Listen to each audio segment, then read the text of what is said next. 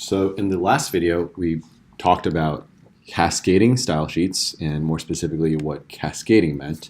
In that video, we talked about how cascading, for now, we can just think of it as meaning that the last CSS rule that is declared in the style sheet will be the one that's actually applied to the HTML elements that it's selecting.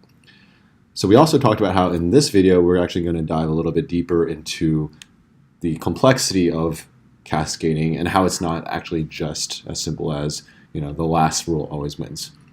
Before we can actually do that though, I'm going to actually take a quick detour and talk about another selector. As a reminder, last week we talked about two types of selectors. So we talked about HTML element names as one type of selectors, which we are using here. So for example, we could have also used P selector, for example, for paragraph elements, or div, or nav, or ULs, or basically any type of HTML element names. The other type of selectors that we talked about was also the ID selector. So what that means is that we could put an ID attribute and then use that as a selector by starting that selector with this hashtag or pound symbol. So if I do that and I say color is blue, then this will select that element and turn it blue. Today I also want to introduce another type of selector, and here's why. So here's our current problem. Right now, the ID attribute it has to be unique. So what that means is that although this will work, we should not be putting the same ID attribute for multiple HTML elements. Again, this is working, but according to HTML5 rules, IDs should be unique. And the reason for that is, think about what an ID is. Like, for example, your school ID, it's a unique thing, right? You wouldn't want multiple copies of your school ID lying around. You want it to be a unique identifier of who you are. So that gives us kind of a problem, right? So for example, what if I actually just wanted, hi, my name is Josh, and hi, my name is Sally, to have a color of green and a background of red, but not, hi, my name is Bob. How could I solve that, right? Like right now, the rules by using an H1 selector is applying it to every single H1 element.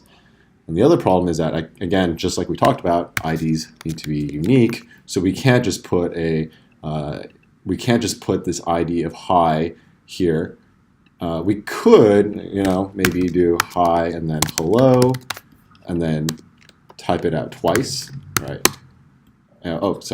We could, maybe do hi like this.